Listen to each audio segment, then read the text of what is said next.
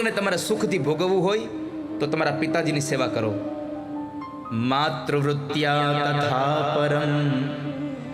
જો માની સેવા કરશો તો પરલોકનું સુખ મેળવશો, અને ગુરુની સેવા કરશો તો વૈકુંઠથી આગળ નીકળી જશો. તમે આ ત્રણની સેવા કરી લો, મા બાપ અને સદગુરુની. પણ બાપને છાતીમાં પાટું મારીને પછાડ્યો ત્યારે આત્મદેવને પેલા મહાત્માજીના શબ્દો યાદ આવ્યા. સુતઃ કસ્ય ધનમ કસ્ય સ્નેહવાન જ્વલતે નિશમ. આ સંસારમાં કોઈ કોઈનું છે નહીં. આ સંસારમાં તો બધા સ્વાર્થના સગા છે. મહાત્માજી કહેતા હતા કે કોણ દીકરાવાળા, કોણ સંપત્તિવાળા, પણ ત્યારે હું માન્યો નહીં. આજે દીકરાનું પાટું વાગ્યું ને ત્યારે ખબર પડી કે દુનિયામાં કોઈ કોઈનું છે નહીં. અને બહુ હકીકત છે, આ સંસારમાં કોઈ કોઈનું નથી. આ તો આપણે બધા માનીએ છીએ કે અમારા મા બાપ છે, અમારો દીકરો છે, અમારી પત્ની છે, અમારા બાળકો છે, આ બધા સ્વાર્થના સગા છે. કોઈ કોઈનું છે નહીં, અને કોઈ કોઈનું નથી એની સાબિતી હમણાં કોરોનાએ આપી હતી.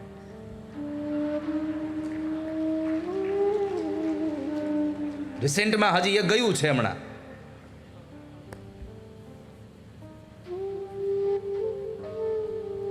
માટે આ સંસારમાં પરમાત્મા સિવાય આપણું કોઈ છે નહીં.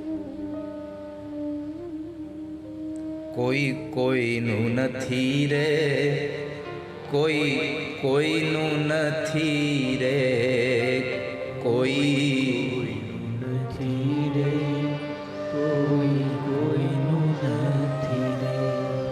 અલ્યા નાહક નામરો બધા મથી મથી રે, કોઈ કોઈનું નથી રે.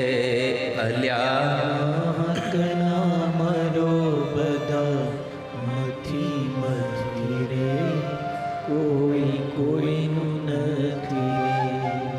આ મારો દીકરો ને આ મારો બાપ છે, અમારો દીકરો ને અમારો બાપ છે. આ મારી ઘરવાળીને આ મારી માત છે, અમારી ઘરવાળી અમારી માત છે. અલ્યા મુવાની સંગાથે કોઈ મરતું નથી રે, કોઈ કોઈનું નથી રે. અલ્યા મુવાની સંગાથે કોઈ મરતું નથી રે, કોઈ કોઈનું નથી રે. દીકરાનું પાટું વાગ્યું ત્યારે સમજાણું કે આ સંસારમાં કોઈ કોઈનું છે નહીં. પોતાના દીકરા એવા ગોકર્ણ મહારાજ પાસે જઈને આત્મદેવે કહ્યું કે બેટા હું શું કરું હવે? હું આ દીકરાના અંધારા કુવાના મોહમાં પડી ગયો, કરું શું હવે?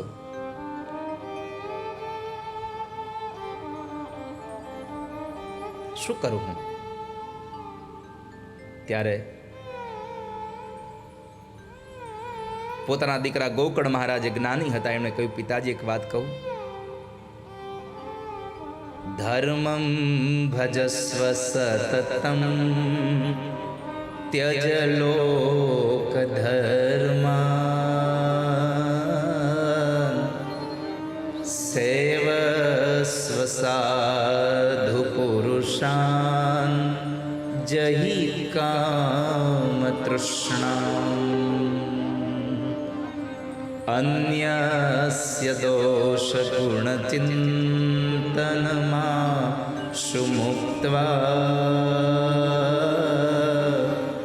સેવા કથા રસમહો નિદ્રામ પિબત્વમ. પિતાજી, ધર્મમ ભજસ્વ સતતમ. તમે ધર્મને ભજો, પણ આ વ્યવહારિક ધર્મને છોડી દો હવે. બીજું સેવા કથા રસમહો નિતરામ પિબત્વમ. તમે નિત્ય ભગવાનની કથા સાંભળો. આપણા બધાના જીવનમાં એકમાત્ર નિર્ણય હોવો જોઈએ કે 24 કલાકમાંથી હું કમસે કમ 10 મિનિટ તો 10 મિનિટ પણ રોજ ભગવાનની કથા સાંભળીશ. અને અત્યારે ક્યાં બીજે ક્યાંય જવાની જરૂર છે? તમારા ખીચામાં જ કથા પડી છે. મોબાઈલ કાઢો, યુટ્યુબમાં જોઈ લો, ગમે તેની કથા આવતી હોય, કથા સાંભળી લો. ત્રીજું, સેવસ્વ સાધુ પુરુષાન જહિ કામ તૃષ્ણામ. સાધુઓની સેવા કરો, સંતોની સેવા કરો.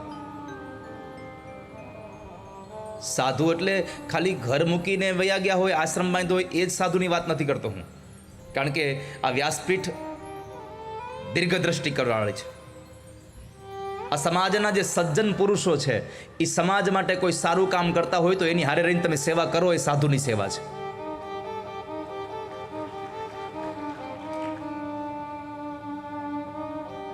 અને સુખી થવા માટે પિતાજી સૌથી મોટો એક ઉપદેશ તમને એ કરું, અન્યસ્ય દોષ ગુણ ચિંતન માશ મુક્તવા.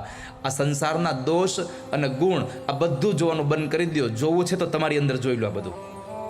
પણ કરુણા એ છે, ગામના દોષ જોઈએ ને આપણો ગુણ જોઈએ. શાસ્ત્ર એમ કહે છે કે જોવા હોય તો ગામના ગુણ જોવો અને તમારા દુર્ગુણ જોવો. પણ આપણે અવળું કરી નાખ્યું છે. પોતાના દીકરાનો ઉપદેશ લઈ અને આત્મદેવ બ્રાહ્મણ સંસારમાંથી નીકળી જાય અને તીર્થમાં જઈને ભગવાનનું ભજન કરતા કરતા ભગવાનમય બન્યા. આ બાજુ પોતાનો દીકરો પોતાની માને દુઃખ આપે છે.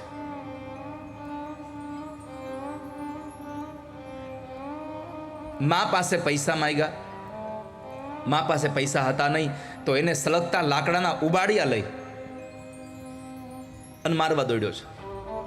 મા બે હાથ જોડીને કહે છે કે ભાઈ મેં તારું શું બગાડ્યું છે, મને ધન આપ, ધન આપ. મા પાસે પૈસા નહોતા એટલે મા પૈસા નહોતી આપતી. એમાં ઘરમાંથી જવા માટે થઈને માએ નિર્ણય કર્યો તો ઘરની બહાર નથી નીકળવા દેતો, ઘરમાં પૂરી રાખે છે.